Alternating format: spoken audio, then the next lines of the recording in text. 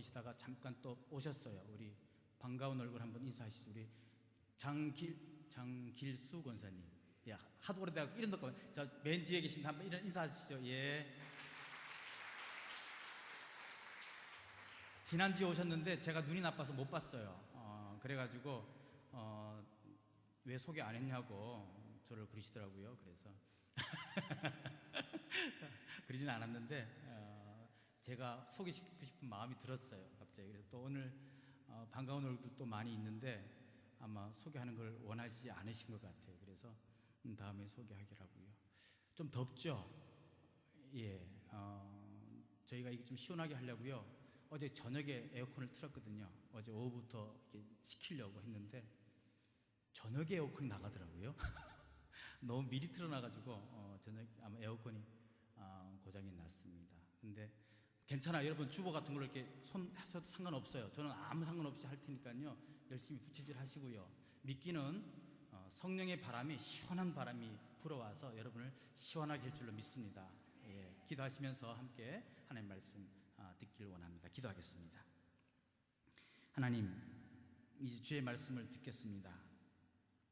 저희들 마음을 열어주시고 겸손하게 하시고 하나님께서 원하시고 하나님께서 저희들에게 들려주실 그 말씀을 마음으로 받는 귀한 시간 되게 도와 주시옵소서.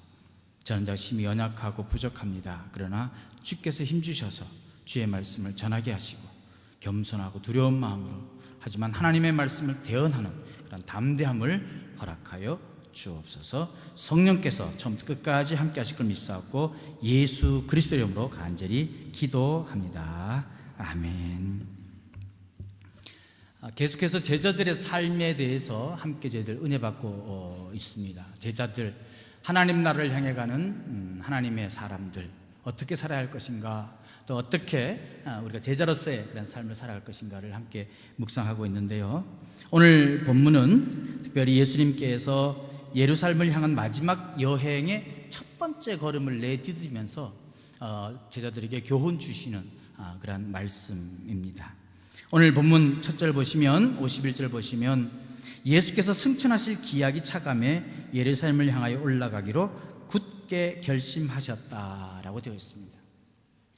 주님도요, 뭔 결심을 할 때는 아주 굳게 하시는 모양이에요. 근데 특별한 상황이기 때문에 예루살렘으로 올라가는데 아주 굳게 결심하셨어요. 결심했을 뿐만 아니라 아주 굳게 하셨다라고 되어 있습니다. 왜 그렇습니까? 예루살렘을 향하여서 올라갈 때는 비장한 각오가 뭐 필요하겠습니까? 근데요, 이번 경우는 특별한 경우입니다. 그 이유가 뭡니까? 예수께서 승천하실 기약이 가까워왔다라고 하는 것입니다. 기약이 차감해. 무슨 말입니까? 예수님께서 승천하실 때가 가까웠기 때문이라는 것입니다. 예수님께서 승천하실 때라는 것, 곧 그가 사람들로부터 거부당하고 십자가에 달려 고난당하시고 죽으시고 그리고 부활하셔서 인간 구원을 위한 위대한 대속의 사역을 수행하셔야 할 때가 되었다는 뜻입니다. 우리도 뭔가 그렇잖아요. 뭔가 일을 할 때는 아주 굳게 결심하잖아요. 특별히 지금 어떡합니까? 주님께서는 죽으러 가시는 것입니다. 십자가에 달려 돌아가실 그것을 생각하면서 그 사역을 시작하는 것입니다. 그러기에 마음을 굳게 결심하면서 그 마음을, 그 상황을 제자들에게 또한 설명해 주는 것입니다.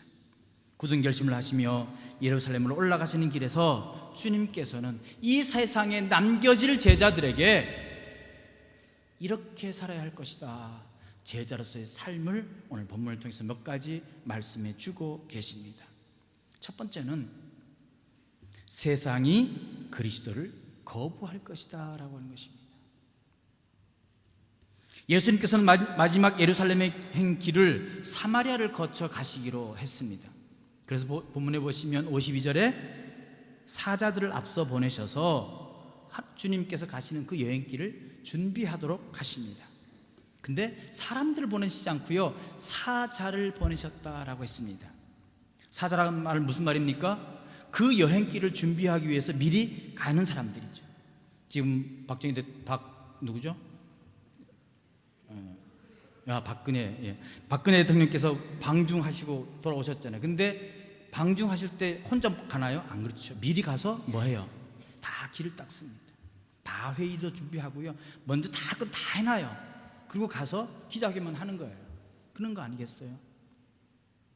의도를 먼저 다 준비시키는 거예요. 주님도요, 사마리아 가시기 전에 사자들을 먼저 보내셨어요. 그래서 본인이 하실 일들에 대해서 준비하기 위해서 사자를 보내신 것입니다. 즉 신부라 제자들을 사마리아 사람들에게 미리 보내서 예수님께서 사마리아 땅을 거쳐서 예루살렘으로 간다, 예루살렘으로 가실 뜻을 정하고 그 여행을 위한 협조를 구하기 위해서 사자를 보낸 것입니다. 그래서 제자들은 예수님 말씀 따라 사마리아의 한 마을로 들어가셨습니다.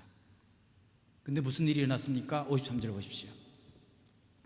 53절 보시면 예수께서 예루살렘을 향하여 가시기 때문에 그들이 받아들이지 아니한지라 라고 되어 있습니다. 예수님께서 사마리아 땅에 발을 들이지 못하게 길을 막았다는 것이 아니라 예수님께서 원하신 협조를 거부하신 것입니다. 예수님께서 미리 보내신 사자들은 사마리아 주민들을 만나 예수님이 누구시고 왜 사마리아에 오시는 것인지 설명을 했을 것입니다. 근데 그들의 협조 요청이 받아들여지지 않았습니다. 그 이유가 뭡니까? 53절 보십시오. 다시 봅니다. 예수께서 예루살렘을 향하여 가시기 때문이다 라고 되어 있습니다. 예루살렘을 향하여 가시기 때문에. 여러분 잘 아시는 대로 사마리아 사람들은요, 유대 사람들하고 견혼지간입니다. 그건 왜 그러냐면 사마리아 사람들은 옛날에 북왕국 이스라엘 멸망시킨 아수르가 이스라엘 사람들을 전부 아수르로, 귀족들이나 전부 다 옮기고요, 그 대신에 아수르 사람들을 사마리아 유대 땅으로 다시 옮겼습니다. 그래서 그들끼리 서로 결혼하게 하고 피가 섞이도록 했어요. 다시 말하면 이방인과 결혼하게 하고 다른 민족이 되게 한 거예요. 그래서 유대인들은요, 그 사마리아 사람들을 이방 사람들과 똑같이 취급했습니다. 그러니까 사마리아 사람도 마찬가지로 그들도 성전을 따로 세우고 심지어는요 성경도 독자적으로 만들었습니다. 그래서 사마리아 성경이라고 합니다. 성경도 독자적으로 만들고 또 그들만 예배 장소도 새로 만듭니다. 그래서 예배의 처소가요 꼭 예루살렘에만 있느냐, 이 사마리아 그리심산에도 있다라고 말하면서 거기서 예배 드리도록 하는 게 바로 사마리아 사람들이었습니다. 그래서 사마리아 사람들하고요 유대 사람들하고는 서로 섞이지 않았습니다. 같이 잘 지내지를 못했습니다. 그러기에 사마리아 사람들이 예수님께서 예루살렘을 향하여 가기 위하여 사마리아를 지나간다 그러니까 가지 못하게 하는 거예요. 그게 무슨 이유겠습니까? 꼭 왜 예루살렘에 가서 예배를 드려야 되느냐, 이 사마리아 땅에도 예배 드릴 장소가 있는데 굳이 예루살렘에 가서 예배 드리려고 그러면 우리 사마리아 땅 지나가지 말라라고 말하는 거예요. 근데 이것은요 예수님께서 의도적으로 행하신 사건입니다. 다시 말하면 예수님께서 결국 온 세상으로부터 거부당하고 버림받아 십자가에 달리실 예수님의 그 앞날을 상징적이고 예언적으로 드러내준 사건입니다. 세상이 받아들이지 않을 것이다 라고 하는 것입니다. 근데 세상이 우리를 받아주지 않는 것, 예수를 받아주지 않는 것 당연합니다. 근데 더 중요한 것은, 여기서 주목해야 될 것은 거기에 대한 반응입니다. 예수 그리스도의 반응입니다. 세상이 거부할 때 너희들은 어떻게 해야 되냐라고 하는 거예요. 54절 보십시오. 이 제자 야고보와 요한이 이를 보고 이르되 주여 우리가 불을 명하여 하늘부터 내려 저들을 멸하라 하기를 원하시나이까. 요한과 야고보요 기분 나쁘죠. 세상에 구주신 예수가, 우리가 따르는 그 예수가 그냥 사마리아를 지나간다 그러는데도 못 지나가게 하니까 화가 난 거예요. 그 전에 어떤 일이 있었어요? 70인들 파송됐을 때 예수 이름을 전파하니까 하늘에서 벼락이 떨어지고요 귀신들이 떠나가는 역사를 경험했잖아요. 능력이 있었잖아요. 그러니까 야고보와 요한 뭐라고 얘기합니까? 예수님, 하늘의 명에서 불을 내려가지고 저들을 멸하게 하십시오. 우리 그런 능력 있지 않습니까? 우리 그렇게 합시다. 우리를 방해하는 자들 전부 없애버립시다. 야고보와 요한 그렇게 얘기하고 있는 겁니다. 우리도 종종 그럴 때가 있어요, 그죠? 예수를 잘 믿는데 막 방해하고요. 정말 모르는 사람들이 우리를 핍박하고 무시하면요, 그때는요, 하나님 저에게 능력 주셔갖고요, 저들을 물리쳐 주시죠. 저들이 그냥 팍 꼬꾸라졌으면 좋겠어요. 뭐 어떤 목사님들은 괴롭히는 사람이 있으면 오다가 차 사고 나서 교회 오지 마라 막 이렇게까지 저주하는 사람도 있대요. 그런 능력 있으면 얼마나 좋겠어요, 그죠? 저도 가끔씩 받고 싶어요. 그래서 능력을 받는, 그럼 모든 사람들이요 다 쳐다볼 거예요. 야, 우리 목사님 능력 있다 이러면서요. 그래서 절대 충성, 절대 복종, 목사님에게는 이러면 참 좋겠죠, 그죠? 근데 주님 그렇지 않아요. 오히려 주님 어떻게 하신 줄 아세요? 꾸짖었다 그랬어요. 주님께서는요, 55절 보십시오. 예수님께서 돌아보시며 꾸짖으시고 오히려 혼내시는 거예요. 그렇게 하지 말라라고 하는 거예요. 그리고 주님은 어떻게 하셨어요? 다른 마을로 가셨어요. 이 이야기 속에서 우리는 무엇을 보아야 합니까? 우리는 여기서 주님께서 당신을 따르고자 하는 이들이 명하신 그런 사역의 방법입니다. 사역의 길입니다. 우리는 여기서 주님께서 걸어가신 길이 어떤 길인지를 분명히 알아야 할 것입니다. 여러분, 주님께서 가신 길은 열렬하게 환영받고 또 열렬하게 영광으로 가득 찬 그 길이 아닙니다. 거부당해요, 무시당해요, 손해봐요, 힘들어요. 그러면요, 세상처럼 똑같이 우리도 그들에게 반응해야 합니까? 저들이 욕한다고 같이 욕해야 합니까? 세상으로부터 적대감과 거부와 비협조와 냉대와 조롱과 박해 기다리고 있습니다. 그건 분명합니다. 그럼에도 불구하고 주님께서는 우리에게 말씀하십니다. 세상과 똑같은 방식으로 살아가지 말라라고 하는 거예요.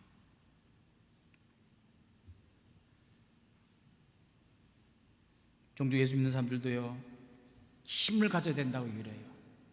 예수 믿는 사람들도요, 능력을 가져야 된다고 얘기를 해요. 예수 믿는 사람들도 세상 사람들과 똑같이 부자가 되어야 된다고 얘기를 해요.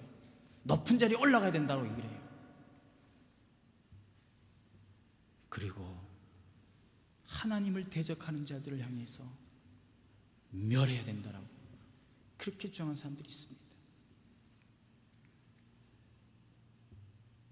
근데 기억하십시오. 모든 심판과 징벌은 하나님께 맡겨야 한다는 사실입니다.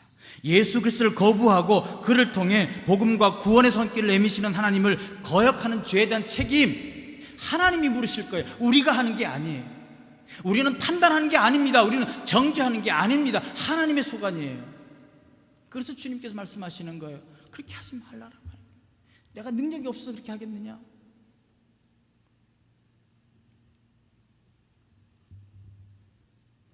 우리가 해야 할 일은 하나님께 맡기고 주님께서 명하신 그 일을 위해서 한 발 한 발 나아가는 거라고 말씀하고 있는 것입니다.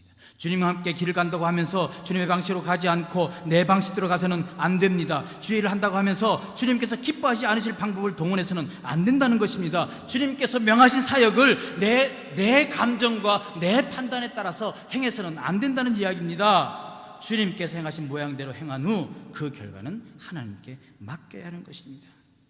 그렇게 해서 얻는 결과야말로 참으로 우리에게 기쁨을 주는 결과일 것입니다. 주님께서 명하신 사역의 길을 주님의 가르친 대로 가는 이에게 하나님께서 진정한 놀라운 열매를 허락하시는 것입니다. 그렇습니다. 세상은 우리를 거부하게 되어 있습니다. 왜요? 주님도 거부하셨는데요. 우리라고 거부하지 않겠습니까? 하지만 세상의 방식대로 대응해서는 안 됩니다. 반응해서는 안 됩니다. 하늘의 영광을 구현한 우레의 소리는 그리스도를 거부하는 자들을 저주하는 데 사용되는 것이 아니라 야고보처럼 순교의 면류관을 쓸 때, 요한처럼 사랑과 계시의 메시지를 전할 때 사용하게 되는 것임을 주님께서는 알려주시는 것입니다. 주님의 길은 힘든 길입니다. 어려운 길입니다. 그러나 손해보는 길입니다. 하지만 주님께서 가신 길이기에 우리는 그 길을 따라가야 하는 사람들임을 명심할 수 있기를 주님의 이름으로 간절히 축원드립니다. 두 번째로 저희들이 맞닥뜨린 문제는 인생의 목표의 문제입니다. 그것을요 특징 구체적으로 말씀드리면 가난과 물질의 문제입니다. 57절 보십시오. 57절 길 가실 때에 어떤 사람이 57절 맞죠? 길 가실 때 어떤 사람이 여짜오되 어디로 가시든지 나는 따르리이다 라고 말씀하십니다. 근데 주님께서 뭐라고 말씀하십니까? 58절 함께 보십시오. 여우도 굴이 있고 공중에서도 집이 있으되 인자는 머리 둘 것이 없도다 라고 말합니다. 마태복음에 보면요, 이 질문했던 사람 이름이 신분이 서기관이라고 나옵니다. 마태복음 8장 19절에 가면 서기관입니다. 서기관은 어떤 사람입니까? 서기관은 지식인이었고요, 지도자적인 책임과 지위를 가진 사람이었습니다. 그들은 대체로 평온하고요, 안락하고 존경받는 삶을 사는 사람들이었습니다. 지식층에 속하고 남을 가르치는 위치에 있는 사람으로서 어쩌면 주님을 보고 예수님께서 가르치시는 걸 보고요, 그 놀라운 가르침에 매료돼서 예수님의 가르침을 배우고 싶습니다. 아니면 예수님처럼 잘 가르치고 싶습니다. 예수님처럼 대접받고 존경받고 싶습니다라고 하는 그러한 마음으로 무조건 내가 주님을 따르겠습니다, 어디든 가겠습니다, 이렇게 질문한 것은 아닐까라고 하는 것이죠. 그 이면은 보지 않는 거예요. 아까도 말씀드렸지만 주님을 따르는 길에는 고난도 있는 거예요. 지금 어떤 길입니까? 십자가에 죽으러 가는 그런 예수님입니다. 그래서 어디든 따르겠습니다라고 하는 말은 전혀 모르고 하는 말일 수가, 그런 경우가 훨씬 더 많습니다.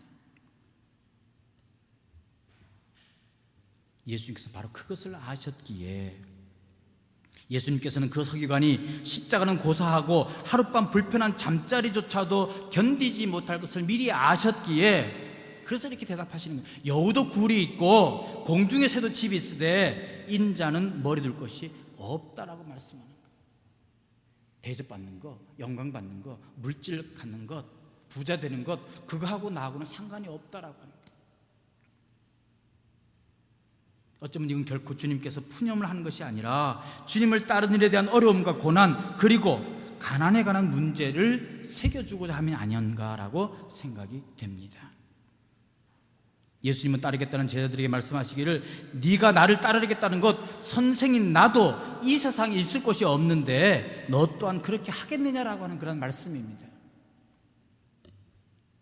제자들이 주님을 쫓겠다고 하면서도 자기를 높이고 자기를 성공시키는 데 동기를 둔다면 그런 동기는 성공할 수 없는 동기입니다.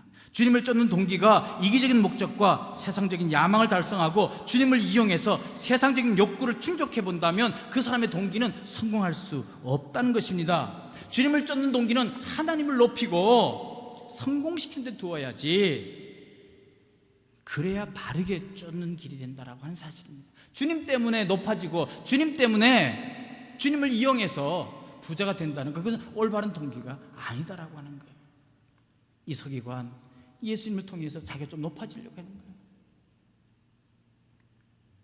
그렇다고 예수님을 쫓는 제자들 먹을 거 다 마시고 먹을 거 마실 거 다 포기하고 머리 깎고 산으로 들어가라는 얘기냐? 그것은 아니죠. 기독교는 금욕주의는 아닙니다. 우리는 먹을 것 입을 것 다 할 수 있습니다. 그러나 우리의 동기가 어디 있어야 되냐라고 하는 거예요. 잘 먹고 잘 사는데 동기가 있어야 됩니까? 그게 아니라고. 주님도 머리 둘 것이 없었다 그랬어요. 여러분, 주님을 높이기 위한 동기를 가지고 따라가면 먹을 것, 마실 것, 입을 것 저절로 따라오게 되어 있습니다. 그렇다고 주님이 마시지 않았습니까? 먹지 못하셨습니까? 옷을 못 입으셨습니까? 그렇지는 않죠. 내가 주님을 이용해서 먹을 것, 입을 것, 마실 것을 해결하겠다는 동기를 갖게 되면 그것도 해결 못 받고 주님도 따르지 못하게 되는 것입니다. 그러므로 이 시간 주의 말씀을 받으면서 우리 그리스도인들은 머리 둘 것이 어디인가를 생각해야 할 것입니다. 주님께서 주신 부요를 하늘에 쌓는 방법, 바로 선한 일, 하나님께서 기뻐하시는 일, 가난한 이들을 돕는 일, 가치 있는 기부들이 있습니다. 그리스도의 제자가 되려면 이러한 일에 머리를 두어야 한다는 것입니다.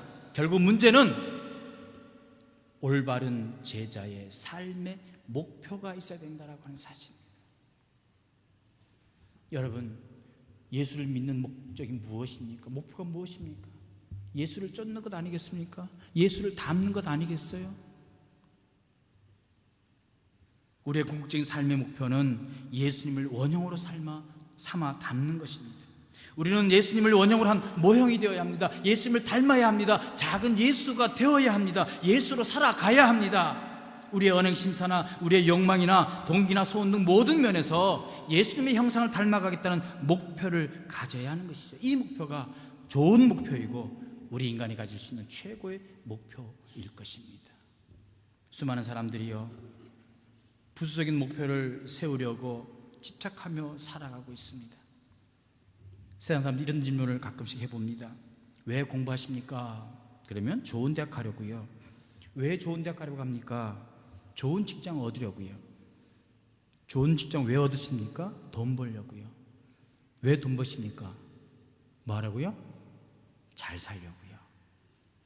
그럼 마지막으로 묻죠. 왜 잘 사시려고 합니까? 그럼 그 다음에는요? 아무 말도 못해요. 아무 말도 못해요. 어떤 사람이 이럽니다. 왜 사느냐고 물으면 뭐라고요? 그냥 웃지요. 왜 웃어요? 모르니까 웃는 거죠. 모르니까. 여러분, 우리 잘 산다는 말이요, 꼭 돈이 많아야 잘 사는 것처럼 말이 완전히 바뀌어버렸어요. 잘 산다는 거, 돈이 많아서 사는 것, 잘 사는 것 아니에요. 근데 우리는요, 잘 산다고 하는 말에는 꼭 돈이 연관되어 있어요. 아니에요. 잘 사는 것, 예수 그리스도를 쫓아 예수 그리스도의 형상을 닮아 작은 예수로 살아가는 것, 그게 잘 사는 길입니다. 여러분, 올바른 목표를 세우십시오. 올바른 동기를 가지고 주님을 쫓아 행하십시오. 그러면 주님께서 함께 하십니다. 하나님께서 우리에게 명령하신 그 귀한 일을 감당해 보십시오. 수고와 고난, 가난이 있습니다. 그러나 그 주님의 약속 따라 행해 보십시오. 주님께서 함께 해 주실 줄로 믿습니다. 작은 예수로 살아가는 그런 저와 여러분 되시기를 주님의 이름으로 간절히 축원드립니다. 마지막으로 삶의 우선순위를 잘 가지라고 말씀해 주고 있습니다. 59절 보십시오. 또 다른 사람에게 나를 따르라 하시니 그가 이르되 나로 먼저 가서 내 아버지를 장사하게 허락하옵소서. 또 61절은요, 또 다른 사람이 이르되 주여 내가 주를 따르겠나이다마는 나로 먼저 내 가족을 작별케 하소서라고 합니다. 여기에는요, 주님을 따르는데 조건을 붙여요. 주님을 따르는데 조건을 붙인다라고 하는 거예요. 근데 가만히 보시면 뭐 크게 잘못된 건 없어요. 그렇잖아요. 잘못된 건 거의 없는 것 같아요. 첫 번째 사람 보십시오. 59절에 있는 첫 번째 사람 뭐라고 얘기합니까? 그가 이르되 나로 먼저 가서 내 아버지를 장사하게 하옵소서. 무슨 말입니까? 아버지를 먼저 장사하게 해옵소서라고 합니다. 근데 주님께서 뭐라고 말씀하세요? 죽은 자들로 자기의 죽은 자들을 장사하게 하라, 이렇게 말씀하십니다. 예수님 정말 피도 물도 없어요. 피도 정도 없어요. 그죠? 죽은 자들로 하여금 장사하게 해라, 이렇게 말씀하시잖아요. 왜 그렇습니까? 원래는 부친의 장례라고 하는 것, 인간의 기본 윤리고 자식으로서 당연한 도리에 속하는 일일 텐데 예수님께서 그것을 허락하지 않으십니다. 반면에 죽은 자들로 자기의 죽은 자들을 장사하게 하라고 말씀하신다는 거 보면 이건 뭔가 문제가 있어요. 가만히 보시면요, 근데 보면 가만히 잘 보십시오. 지금 그 아버지가 죽었습니까? 돌아가셨습니까? 그건 아니죠. 이 사람이 말씀하는 거는 아버지를 먼저 장사하게. 그러니까 지금 어쩌면 그 아버지가 연로하셨거나 병이 들어 계신지는 몰라요. 그러니까 간호 잘 하다가, 간호 잘하고 아버님 장례 치르고 난 다음에 주님을 따르겠습니다 라고 얘기하는 것은 아닐까, 이렇게 생각해 봅니다. 아마도요, 금방 돌아가셨다면요, 주님도 가라 그랬을 거예요. 그렇지 않겠어요? 지금 당장 돌아가셨는데 그 가지 말라고 하는 그런 주님이 어디 있겠어요? 가라고 하셨을 거예요. 예수님께서는 어쩌면 그 사람의 아버지가 비록 연로하거나 병약한 상태에 있었다 하더라도 적어도 예수님보다는 먼저 죽지 않을 것임을 어쩌면 아시고 계신 것은 아닐까요? 주님 지금 어디로 가는 길입니까? 예루살렘으로 가는 길입니다. 예수님이 먼저 죽을 길이에요. 근데 그 길까지는 그 길 따라가는 길에 그보다는 먼저 돌아가지 않을 거라고 하는 거예요. 문제는 그 사람의 사고라고 하는 거예요. 뭡니까? 인간적인 관심사, 세상적인 관심사가 그에게 더 있어요. 이건 먼저 해결하고 주님을 따르겠다라고 하는 거예요. 꼭 아버지의 건강이나 장례 치료일 때문에 걱정하는 것 아니라고 봅니다. 세상적인 관심과 인간적인 염려에 사로잡혀서 온전히 주님을 따르지 못하고 있음을 주님께서는 말씀하고 있는 것입니다. 그래서 주님께서는요, 죽은 자들에게 그 죽은 자들을 맡기라라고 하는 거예요. 영적으로 죽은 자들에게, 영적으로 죽은 자의 자세를 경고해주고 있다라고 하는 것입니다. 즉 예수님의 말씀의 의도는 부모를 포기하라는 것이 아닙니다. 인간 중심적이고 세상적인 관심사로 가득한 삶에서 하나님 중심적이고 세상적인 관심사로부터 자유로운 삶의 전환을 좀 자유로워져라라고 말씀해 주고 있는 것입니다. 쓸데없는 온갖 근심 걱정에 사로잡혀 하나님 나라와 그의 일만을 온전히 구하지 못한다고 하는 것은 이방인이나 영적으로 죽은 자들의 모습이다라고 말씀해 주고 있는 것입니다. 또 다른 경우는 어떤 경우입니까? 이 경우도 별로 잘못한 것 같지 않아요. 가족하고 먼저 작별하고 오게 하십시오 라고 말씀하고 있지 않습니까? 무슨 일이든지 가족하고 작별해야 되지 않겠어요? 주님의 일에 헌신한다면 가족을 버려야 되지 않겠습니까? 그러니까 어쩌면 이건 올바른 일 같은데 왜 주님께서는 또 이 일에 대해서 뭐라고 말씀하십니까? 62절 보십시오. 예수님께서 이르시되 손에 쟁기를 잡고 뒤를 돌아보는 자는 하나님 나라에 합당하지 아니하다라고 말씀해 주고 있습니다. 손에 쟁기를 잡고 뒤를 돌아보는 자는 합당하지 않다라고요. 무슨 얘기입니까? 지금 손에 일이 있다라고 하는 거예요.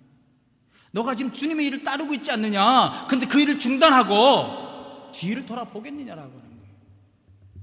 지금 벌써 따르고 있잖아요, 지금. 근데 가족하고 작별하겠대요. 시간을 달라라고 하는 거예요. 그것은 일을 하지 않겠다는 얘기 아니겠습니까? 쟁기를 잡았으면 앞을 향해서 나아가고 갈아야 하는 것도 아니겠습니까? 중단하고 뒤를 쳐다보는 거. 뒤를 쳐다보는 경우 어떤 경우가 있겠습니까? 내가 가한 땅이 얼마나 될까? 내가 지금까지 했던 일 얼마나 남았을까? 확인하는 경우 아니겠어요? 종종요, 우리도 주님 일을 하다가 중단하고요, 뒤를 쳐다봐요. 아, 예전엔 이랬었는데, 저만큼 했는데. 특히 우리 이민 오신 분들은 그런 얘기 많이 하잖아요. 그죠? 예전에 한국에 있을 때는 대통령도 했었는데, 뭐 그런 말 한 명도 없더라고요. 사장님이었었는데, 했었는데, 옛날에 한국에서는 황금 송아지도 갖고 있었었는데, 여러분 뒤돌아보는 거 하나님 나라에 합당하지 않다라고 하는 거. 우리가 해야 될 일은 뭡니까? 주님을 따르겠다라고 결심하고 나섰으면 목표를 향하여, 십자가를 향하여 걸어가라는 거예요. 왜 뒤를 돌아보냐는 거예요. 예전에는 이랬었는데 하나님 나라에 합당하지 않다라고 하는 거예요. 앞으로 가야 할 땅, 내가 해야 할 일이 얼마나 많은데 그것만 보고도 나가기도 벅찬데, 예수님 말씀을 들으려고 나왔지만 그 이전 옛날 과거만 생각하는 거예요. 그러기에 먼저 가족들과 작별하는 것, 그것을 이유로 내세우고 있는 것입니다. 하나님께서 우리의 삶의 중심에 계시고 그의 뜻과 그의 뜻에 대한 순종이 우리에게서 최우선의 가치를 갖추게 되고, 그 최우선적 가치 아래서 우리의 개인적인 이해와 세상사의 관심이 포기되거나 절제되는 삶, 즉 십자가의 삶을 살아가는 사람만이 하나님 나라에 합당한 사람이다라고 하는 거예요. 그래서 제자들에게 주님께서는 우선순위가 무엇인가를 알아라라고 말씀해 주고 있는 거예요. 지금 주님께서 십자가에 달려 돌아가시는 그 길을 걸어갈 때에 제자들에게 너희들의 관심이 어디에 있느냐라고 환기시켜 주는 거예요.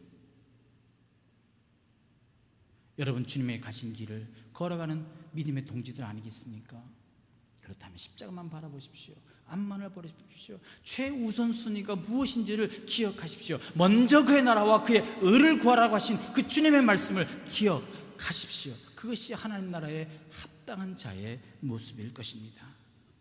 오늘 우리 주님은 우리에게 말씀하고 계십니다. 오늘 이 자리에 나온 우리 모두는 하나님 나라의 쟁기를 잡은 사람들입니다.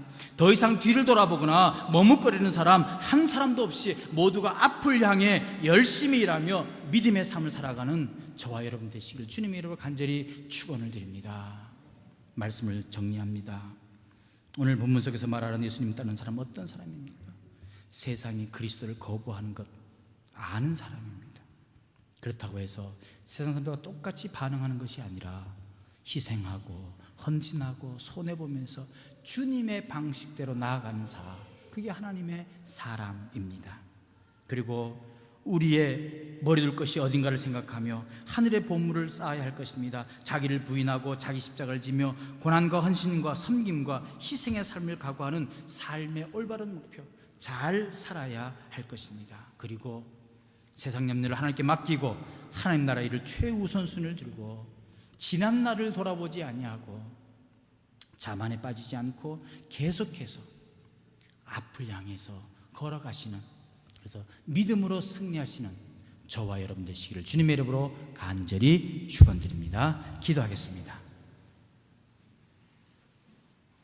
하나님 감사합니다. 오늘도 말씀을 통하여서 하늘나라에 합당한 제자의 삶에 대해서 배웠습니다. 주님 마음에 새기기를 원합니다. 세상이 우리를 거부할다 할지라도 희생하고 헌신하고 손해보면서 주의 길을 따라가는 자 될 수 있도록 도와주시고 우리의 최우선순위를 바로 주님에게만 두고 올바른 목표를 가지고 살아가는 저희들 되게 도와주옵소서. 작은 예수로 살아가게 하옵소서. 주님만 바라보며 나아가는 삶이 되게 도와주옵소서. 손에 쟁기를 잡고 뒤를 돌아보지 않냐고 앞으로 믿음의 삶을 전진해 나가는 귀한 저희들 되게 도와주시옵소서. 예수님의 이름으로 기도합니다. 아멘.